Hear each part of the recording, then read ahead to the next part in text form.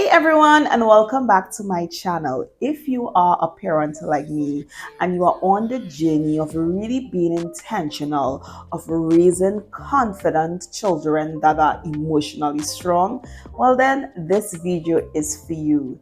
Today I'm speaking about 10 practical yet powerful ways in which we can boost our children's self-esteem. So let's get started. But before we do, hi, my name is Lois Raymond, and on this channel, I'm all about serving you and helping you navigate through life as a godly wife, woman, and mother. If you are new to my channel, I welcome you to the community. And if you have not yet subscribed to my channel, please, it will help me to better serve you by subscribing. So let's get started. Be a positive role model. One of the most powerful ways to boost your child's self-confidence is by being a positive role model.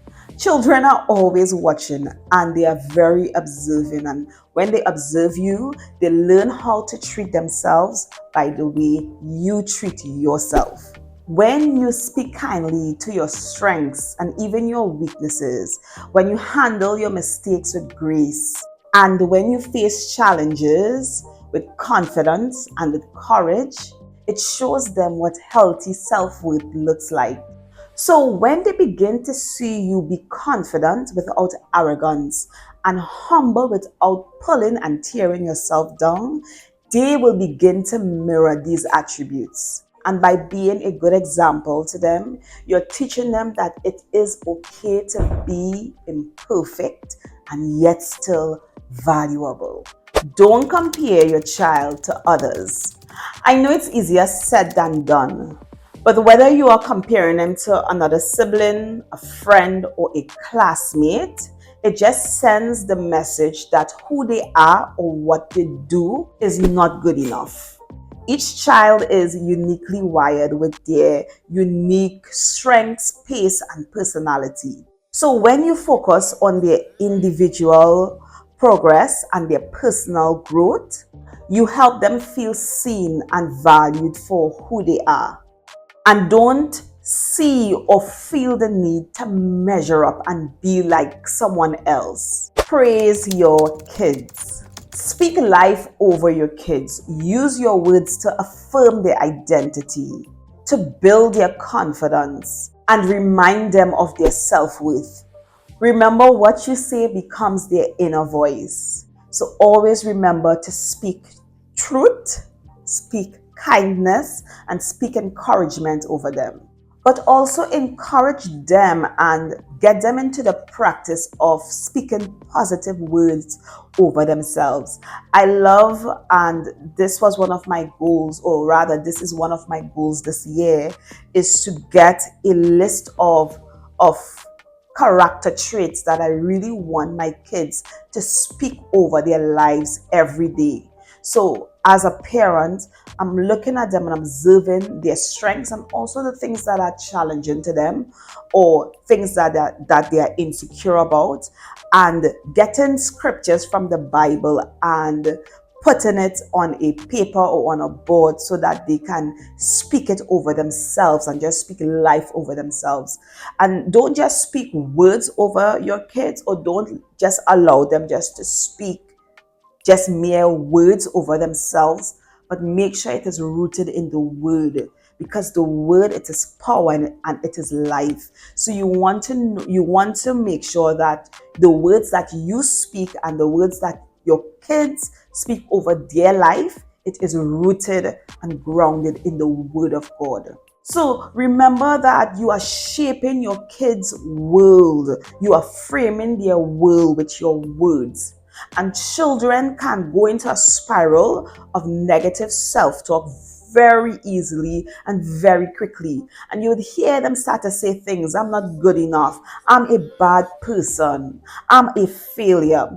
And what I do, especially when my son, he would say these things, I would rebuke him immediately. And I would tell him, that is not who you are. No, you made a mistake, but you are not a mistake.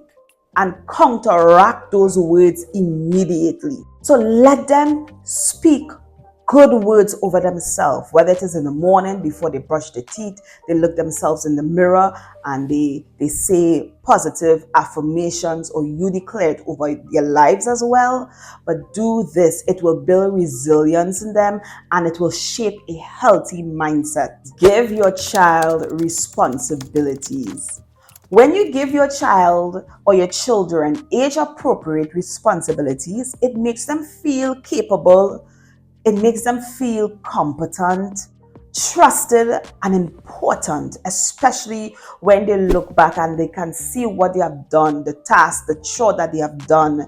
They feel a sense of pride, they feel a sense of fulfillment in completing the task. So give them chores and give them things to do around the house, whether it is to wash the waste, to clean their room, to feed the pet, to take out the trash, whatever it is. Remember that responsibilities, it builds confidence, it enhances their decision-making skills, and also it gives them a sense of pride in what they do. And it also teaches them that their actions have consequences, which will, on the larger scale, prepare them for the world. So when I say give them responsibilities and this link into their action having consequences, for example, you can play with your toys, have fun, play with your toys, but remember that after you play with your toys, you have to pack it back.